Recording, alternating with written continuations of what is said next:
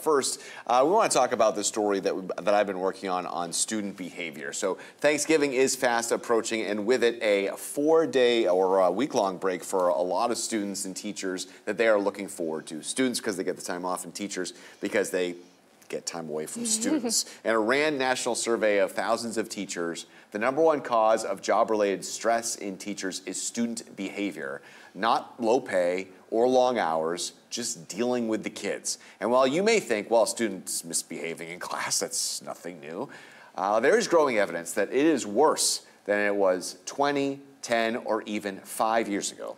And teachers I spoke to say there's a specific reason why.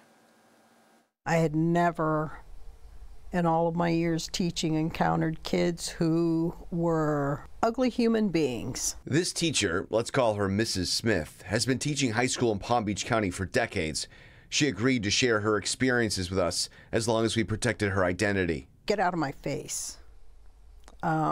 Being absolutely dismissed like I'm a little gnat on a carpet or something, and just absolute sheer disrespect. How did that affect you? Oh, I just about had a nervous breakdown.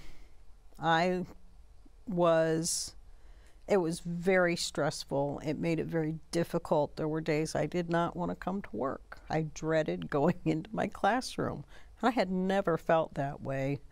And I had to go and get counseling just to be able to walk back in that door. When I tell you that there's data that shows that the #1 reason why more teachers are leaving the business is because of student behavior, does that surprise you? Not at all. It's true. Joe Dickerson teaches at Santa Lucia's High School in Lantana. I think kids are just different than they have been, and I think right now there's a big sense of empowerment amongst students to just act however they want. How much really different are kids in 2024 than they were 10, 20 years ago? I think very different. Psychologist Rachel Needle tells me teachers aren't imagining things. Kids today are different. We're seeing increased rates of anxiety, depression, emotional dysregulation, difficulty coping. So all of those things can contribute to students acting out and seeing these challenging behaviors. While there are a number of complicating factors leading to these challenging behaviors, there is one clear trigger. We are also seeing increased general screen time and digital engagement, which is leading to decreased attention span and increased distractibility. And as a result, it's harder for kids to adapt to traditional classroom styles and the way that classrooms are run. Cell phones are not allowed in Palm Beach County classrooms unless the teacher makes an exception for educational purposes. The students know these rules, but teachers say they test them every day. They're on them all the time. If you don't police them, they will just zone out and be on them and disappear into their phones and their music, and nothing will, they won't do anything. So if you are dealing with them in class, getting them off of it, it can be a fight. Which takes class time away from everyone. The other option is to kick them out of the room. Often, that's exactly what they want. It was so bizarre to see these kids. They would rather miss class, they would rather do nothing than give up their cell phone and put it away. And it's not just a few bad apples. Teachers say kids are pushing boundaries constantly. Respect and courtesy levels are at an all-time low, and so is staff morale. You think this is your last year? This is likely my last year. I'm tired. Are you at peace with that?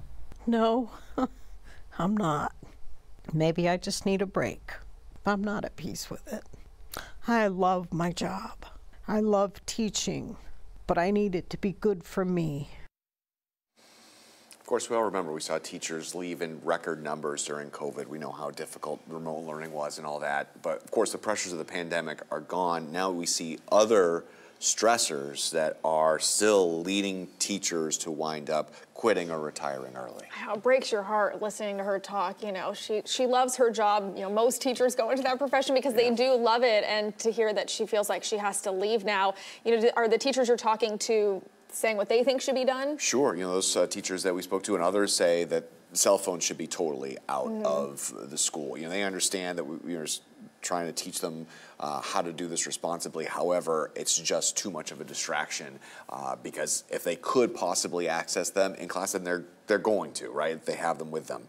So I spoke to the Chief of Equity and Wellness for the school district, Keith Oswald. He oversees sort of student behavior. You're going to hear what he had to say to me coming up in our next half hour. Also, we want to hear what you think. You can email us at arcflorida@cbs12.com. Are you a former teacher, someone who's worked in the school, or possibly a parent who has talked to teachers about what it's like in our schools right now? I'd love to hear from you. Email me at arcflorida@cbs12.com, and I may read your messages later on here in the newscast.